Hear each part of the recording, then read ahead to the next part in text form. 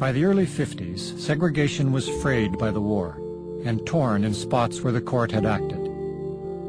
The white primary was outlawed. Housing covenants outlawed.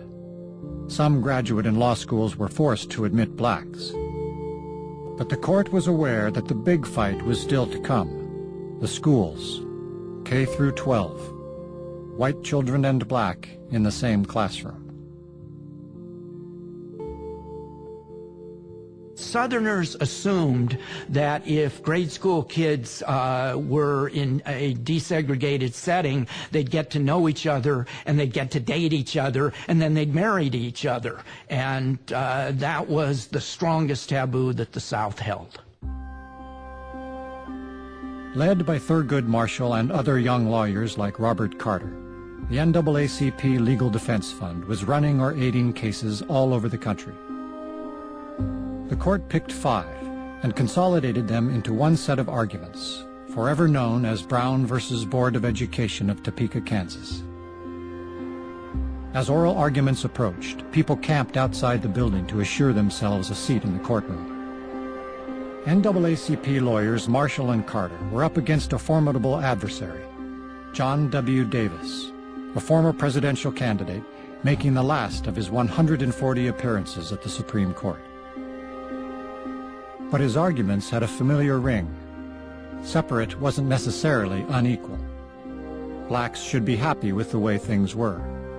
Didn't states have the right to educate their children as they saw fit? When the 3 days of arguments were over, Davis was heard to remark, "I think we've got it won, 5-4, or maybe 6-3. The Supreme Court case, Brown versus Board of Education, opened everybody's eyes to the fact that integration is a necessity for kids to receive equal levels of schooling. Linda Brown was a little African-American girl in the 3rd grade. She had to walk over a mile and across a train switching yard just to get to a bus stop that would take her all the way to her all African-American school. Meanwhile, there was a school that was all white only 7 blocks away from where she currently lived, and that she was not allowed to attend. In Topeka, Kansas, there were 18 public schools that were specifically for white children, while there were only 4 that were for all black. This had upset her family, and many other families had the same feeling. The NAACP, or the National Association for the Advancement of Colored People, decided to do something about it. The Supreme Court chose 5 different cases and chose lawyers such as Thurgood Marshall and Robert Carter. All 5 of these cases took place in Topeka, Kansas. John W. Davis was the defense lawyer for the Board of Education. Some of his main arguments to support the segregated schools was that separate does not mean unequal, and that states should be able to choose what kind of education that the students are getting.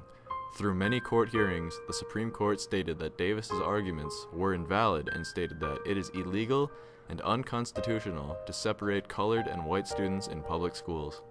The statement that the Supreme Court had said was, "Segregation of white and colored children in public schools has a detrimental effect upon the colored children. The impact is greater when it has the sanction of the law, for the policy of separating the races is usually interpreted as denoting the inferiority of the Negro group. A sense of inferiority affects the motivation of a child to learn. Segregation with the sanction of law, therefore, has a tendency to retard the educational and mental development of Negro children, and to deprive them of some of the benefits that they would receive in a racially integrated school system. We conclude that, in the field of public education, the doctrine of separate but equal has no place. Separate educational facilities are inherently unequal." Everybody was not in agreement with this statement from the Supreme Court. Many people were actually against the movement to integrate all schooling. The Senator of Virginia, Harry F. Byrd, was one of these people. He had united white politicians in order to prevent the integration of schools. This had gone on for about a year from 1958 to 1959. There were many schools that had shut down entirely in order to prevent integration taking place in Topeka's schools. There were 9 black students that entered Little Rock High School, that were welcomed by mobs of people against integration in schools. This is directly related to the Brown versus Board of Education case and showed that the battle for equality in the school systems was far from over.